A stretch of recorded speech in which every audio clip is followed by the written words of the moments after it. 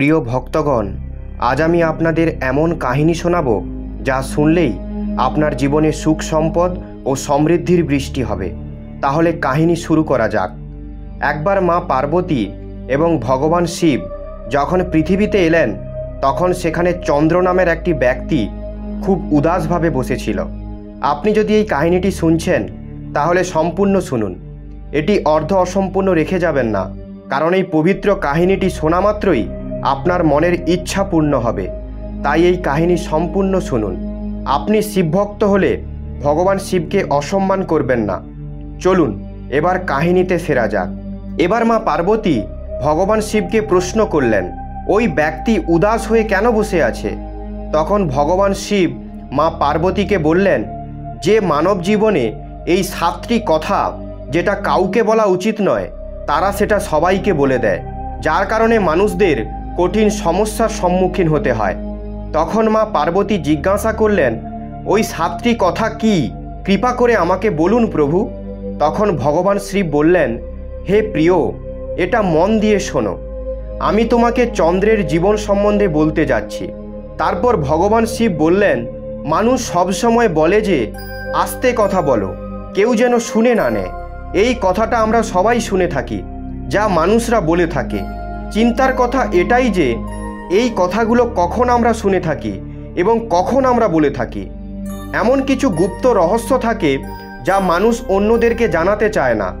অধিকাংশ পরিবারে অশান্তির কারণ মানুষ নিজেরাই হয়ে থাকে। এই কথাটা দেখা যাক কি না যাক, কিন্তু এটাই চরম সত্য। কিন্তু মানুষ নিজের মূর্খতাবশতই ওইসব কথা অন্য লোকেদের বলে দেয়, যা আমাদের কখনো অন্য কাউকে বলা উচিত নয়। আর ওই কথাগুলোই জেনে বা না বুঝে কখনো অন্য কাউকে বলে দেয়। সেটাই দুঃখের কারণ হয়ে যায়, সেটাই ঝগড়ার কারণ হয়ে যায়। আর পরে সেটা নিয়ে অনুশোচনা করে যে এই কথাটা কাউকে বলা উচিত হয়নি, আমারই ভুল হয়েছে, আমি না জেনে বুঝে অনেককেই বলে ফেলেছি। তাই আমি আজকের কাহিনীতে আপনাকে বলতে যাচ্ছি যে এমন 7টি জিনিস যা কাউকে বলতে নেই। এই 7টি কারণ কেন কাউকে বলতে নেই তার ব্যাখ্যাও আমি করব। এবার ভগবান শিব একজন শিশু শিষ্যের রূপ ধরে চন্দ্রের প্রতিবেশী গ্রামে চলে গেলেন। এক সময়ের কথা, যখন একটি গ্রামে চন্দ্র নামের একটি যুবক থাকত। সে খুব গরিব ছিল, টাকা পয়সা তার কাছে ছিল না। দুবেলার খাবার খুব কষ্ট করে জোগাড় হতো। সে কোনো কাজ খুঁজছিল, কিন্তু তাকে কেউ কাজ দিচ্ছিল না। তারপর সে একদিন তার স্ত্রীকে তার সমস্ত সমস্যার কথা বলল। আমি কাজের জন্য গেলে সবাই আমাকে কাজ না দিয়ে বলে যে আমাদের কোনো লোকের দরকার নেই। আমি কাজ খুঁজতে খুঁজতে হাঁপিয়ে গেছি। আমি বুঝতে পারছি না আমি তোমাদের খাবার কি করে এনে দেব, সন্তানদের কিভাবে পালন করব। আর এই চিন্তা আমায় দিনরাত্রি শেষ করে দিচ্ছে। এসব শুনে তার স্ত্রী কিছু ভেবেচিন্তে বলল, তুমি একটা ব্যক্তির কাছে একবারই কাজ চাইতে যাও, আর সে যদি না দেয় তাহলে তার কাছে আর কাজ চাইতে যেও না। যদি তোমাকে কাজ পেতে হয় তাহলে তোমাকে অনুভূতি দেখাতে হবে, তোমার প্রতি তাদের অনুভূতি বাড়াতে হবে, তোমার দুঃখ কষ্ট এবং দরিদ্রতা বোঝাতে হবে, যাতে তারা তোমাকে কাজ দেয়। তাই লজ্জা না পেয়ে তাদেরকে নিজের কষ্টের কথা, নিজের দরিদ্রর কথা তাদের বলো। এই উপায়টা দিয়েই তুমি কাজ পেতে পারো। এই কথাটা চন্দ্রের মাথায় ঢুকে গেল। তাই পরের দিন কাজ যাওয়ার জন্য সে আবার মহাজনের কাছে গেল, যেখানে সে আগের দিনও কাজ চাইতে গিয়েছিল। কিন্তু এবার সে মহাজনের কাছে হাত জড়ো করে প্রার্থনা চাইল, বিনতি করল আর বলল যে আমি খুব গরিব, আমার কাজ খুবই দরকার। আপনি যা কাজ দেবেন আমি তাই সন্তুষ্টিভাবে করব, কিন্তু কৃপা করে আমাকে আপনার কাছে কাজে রেখে দিন।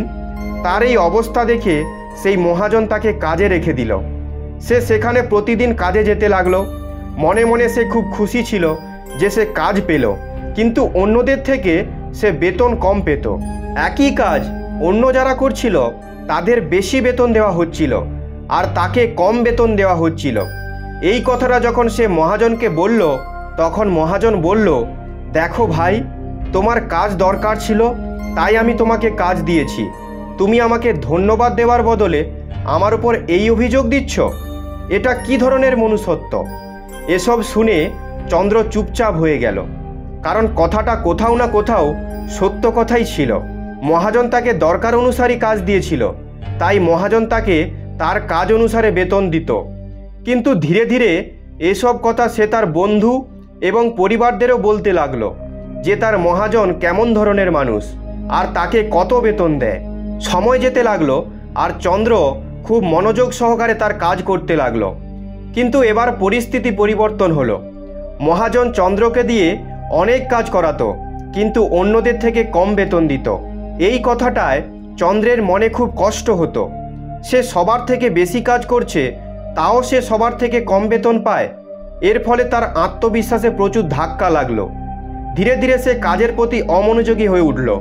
তার মন কাজে লাগতো না। এরকম জায়গায় মন লাগবে কেন, যেখানে মানুষকে তার আত্মবিশ্বাসের সাথে চুক্তি করতে হয়? তাই তাড়াতাড়ি সে তার কাজ ছেড়ে দিল আর সে ঘরে এসে বেকার বসে রইল। এখন তার কাছে নিজের সংসার চালানোর মতো টাকা ছিল না। তাই সে তার বন্ধু এবং আত্মীয় পরিজনের কাছ থেকে সাহায্য চাইতে লাগলো। কিন্তু তার আত্মীয় স্বজন এবং বন্ধুরা তার সামনে তাকে দয়া দেখাতো এবং পিছনে তাকে নিয়ে হাসাহাসি করত। তারা বলতো ও কত বোকা, মহাজন তাকে কাজ দিল, বেতন দিল, তাও কাজ ছেড়ে চলে এলো। আমরা ওকে টাকা দিলে ও আমাদের টাকা ফেরত দিতেই পারবে না। ওর এই রকম অবস্থা, ওর কাছে টাকা নেই, কোথা থেকে দেবে আমাদের? আর এই কারণের জন্য চন্দ্রের অবস্থা প্রতিদিন খারাপ হতে লাগলো। এখন সে প্রতিদিন রাতে কষ্টের মধ্যে থাকত। সেই বন্ধুরা, সেই আত্মীয়রা যাদেরকে সে আপন ভেবেছিল, তারাই আজকে তাকে দয়ার পাত্র ভাবছে। সবাই তার ওপর দয়া দেখাচ্ছিল এবং সবাই তাকে জ্ঞান তো দিচ্ছিল, কিন্তু কেউ সাহায্য করছিল না। আমাদের জীবনেও এরকম হয়ে থাকে। জ্ঞান দেওয়ার লোক তো অনেক থাকে, কিন্তু হাত ধরে আঙ্গুল ধরে এগিয়ে নিয়ে যাওয়ার লোক খুব কম থাকে। একদিন সে জানতে পারল প্রতিবেশী রাজ্যে এক শিব শিষ্য এসেছে, যে খুব জ্ঞানী। চন্দ্র খুব দুঃখে ছিল, তাই সে কোনো পথ খুঁজে পাচ্ছিল না। তাই সে শিব শিষ্যের কাছে গেল। ওখানে গিয়ে সে সোজা তার পায়ে পড়ে কাঁদতে আরম্ভ করল। সে কাঁদতে কাঁদতে তাকে তার সমস্ত পরিস্থিতির কথা বলল। সে বলল তার মহাজন তার কেমন সুযোগ নিয়েছে এবং তার বন্ধু আত্মীয় স্বজনরা তাকে নিয়ে কেমন মজা করছে। সব কথা শুনে শিব শিষ্য তাকে চুপ করিয়ে বলল, এই সমস্ত সমস্যার সারা কষ্ট তোমার মূর্খতা এবং তোমার বোকামির জন্য হয়েছে। যদি তোমার মধ্যে বুদ্ধি থাকতো তাহলে এই সমস্যা তোমাকে কষ্ট দিতে পারতো না, কারণ তুমি তোমার মূর্খতার কারণেই তোমার নিজের রাস্তাতেই কাঁটা বিছিয়ে ফেলেছ। আজ আমি তোমাকে 7টি কথা বলবো, যা ভুল করে অন্য কাউকে বলবে না, আর কথাগুলো সর্বদা অনুসরণ করে চলবে। তাহলে তুমি তোমার সমস্ত দুঃখ কষ্ট দূর করতে পারবে। প্রথম কথা, যা কাউকে বলা উচিত নয়, সেটা হলো তোমার দুর্বলতা। তোমার দুর্বলতা দেখিয়ে অন্য কারো কাছে দয়া নিয়ে তার দয়ার পাত্র হওয়ার কোনো দরকার নেই। হতে পারে সে আজ তোমার দুর্বলতা দেখে তোমাকে দয়া করে দিল, কিন্তু একদিন না একদিন সে তোমার সুযোগ নেবেই। আর যদি তোমার সুযোগও না নেয়, তাহলেও সেই মানুষটা তোমাকে নিয়ে অন্যদের সামনে মজা করবে। তাই কখনো নিজের দুর্বলতা কাউকে দেখিও না। যদি ঘরে 2টো শুকনো রুটিও থাকে, সেটা খেয়ে ঘুমিয়ে পড়ো, কিন্তু অন্যদের এই সম্বন্ধে বলা ঠিক নয়। আপনারাই ভেবে বলুন, একজন মানুষের দুর্বলতা দেখে লাভ কি? সে তার দুর্বলতা দেখায় কারণ সে অন্যদের কাছ থেকে সহানুভূতি চায়, আর না হলে সে আর্থিক সাহায্য চায়। কিন্তু আপনারা যদি 2টো পরিস্থিতি ভালো করে বিচার করে দেখেন, তাহলে দেখতে পাবেন ওই পরিস্থিতিতেও সবাই আপনার সুযোগ নেবে। আর যদি আপনার সুযোগ না নেয়, তাহলে তার নজরে আপনি সব সময় মূর্খই থাকবেন আর অন্যদের সামনে আপনাকে নিয়ে হাসাহাসি করবে। তাই নিজের দুর্বলতা নিয়ে কাউকে কখনো কিছু বলবেন না। দ্বিতীয় কথা, যা কাউকে বলা উচিত নয়, তা হলো আপনার অতীতের ভুল এবং ভবিষ্যতের পরিকল্পনা।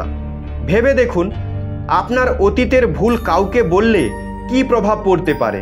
অতীতের ভুলগুলো তো ঠিক করা যাবে না, তাহলে তা বলার প্রয়োজনটা কেন? আপনার অন্ধকার দিকটা নিজেই পৃথিবীর সামনে এনে তুলছেন না কেন? নিজের ভুল নিজেই অন্যদের সামনে বলছেন।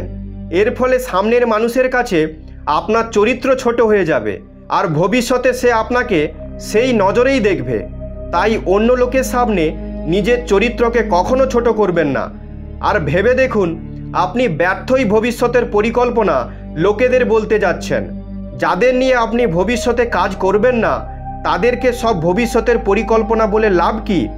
তারা আপনাকে সাহায্য করবে না, কিন্তু আপনার ভবিষ্যতে পরিকল্পনার বাধা ঠিক দেবেই। আপনারা নিজের বিবেক দিয়ে ভেবে দেখুন, যা আপনাদের সাথেও এরকম হয়তো হয়েছে। আপনি আপনার ভবিষ্যতের পরিকল্পনা কাউকে বলছেন আর সেটা পূর্ণই হয়নি, এরকম সবার সাথে হয়ে থাকে। তৃতীয় কথা যা কাউকে বলা উচিত নয় তা হলো নিজের ঘরের কথা। আপনাদের বাড়ির ভেতরে আমাদের মধ্যে যা কিছু হয়, আমাদের বাবা মার সাথে স্বামী স্ত্রীর সম্পর্কের মধ্যে যা কথা হয় তা পরিবারের মধ্যেই সীমাবদ্ধ থাকা উচিত। আপনি যদি আপনার ঘর সম্পর্কে বাইরে সবার কাছে বলে থাকেন তাহলে বাড়ির সবাই আপনার পরিবারের মধ্যে ঢোকার একটা সুযোগ পেয়ে যায়, আর তারা এই সুযোগ নিতে কখনোই ছাড়বে না। তারা আপনার পরিবারের সদস্যদের আপনাদের থেকে দূরে নিয়ে যাওয়ার চেষ্টা করবে। প্রায় সময় এটা হয়ে থাকে। আমরা সমাজে দেখতে পাই, আমরা আমাদের ঘরের ঝগড়া কম করার জন্য তার সম্পর্কে আমাদের প্রতিবেশী বা আমাদের আত্মীয় স্বজনদের বলে থাকি, যার ফলে আপনি সাহায্য কখনোই পাবেন না।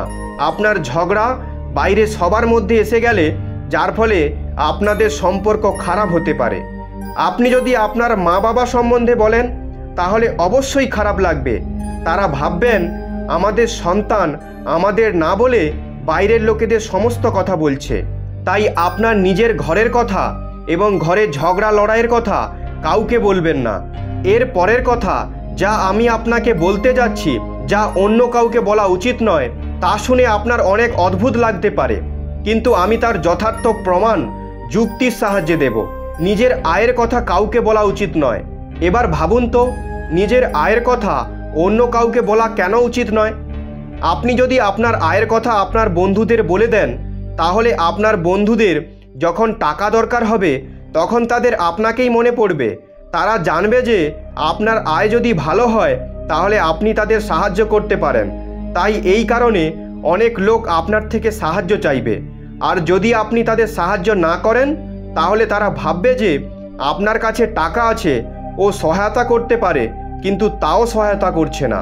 তাই আপনার কথা বন্ধু বান্ধবদের মধ্যে ঝগড়ার কারণ হয়ে দাঁড়াতে পারে।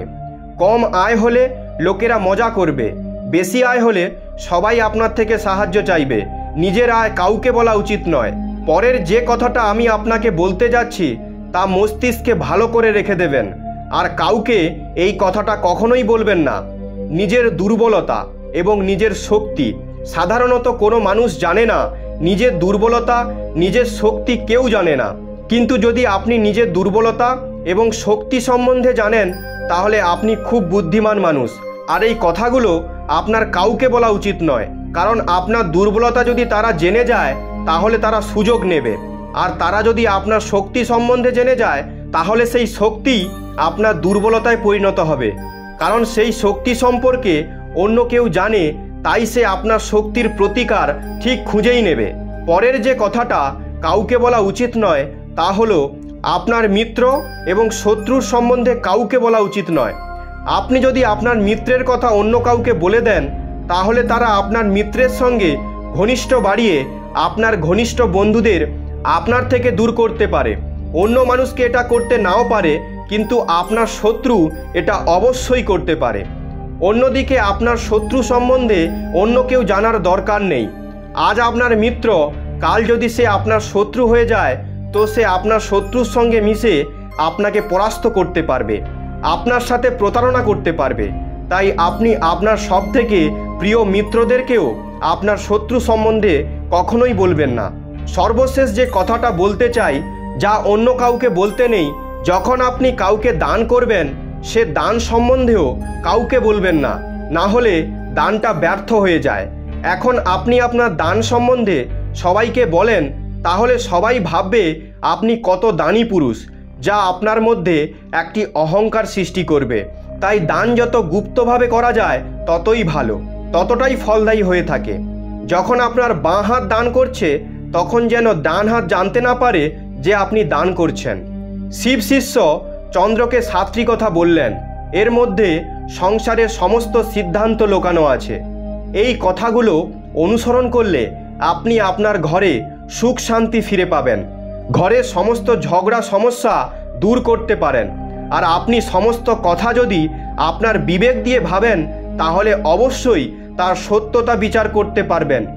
এই কাহিনী পূর্ণ হলো। তখন মা পার্বতী ভগবান শিবকে বললেন, যদি মানুষরাই 7টি কথা মেনে চলে তাহলে তাদের জীবনে কোনো কঠিন সময় আসবে না। এসব কথা হওয়ার পরেই মা পার্বতী এবং ভগবান শিব কৈলাসে চলে গেলেন। এই ভিডিওটি বলার সময় যদি কোনো ত্রুটি হয় তাহলে আমি ক্ষমা প্রার্থী। আশা করব আপনাদের সবার এই ভিডিওটি ভালো লেগেছে। আপনি মহাদেবের সত্যিকারের ভক্ত হলে ভিডিওটি লাইক এবং চ্যানেলটি সাবস্ক্রাইব করে কমেন্টে হর হর মহাদেব লিখে দিন। দেখা হচ্ছে পরবর্তী ভিডিওতে। আপনারা সবাই ভালো থাকবেন। ধন্যবাদ।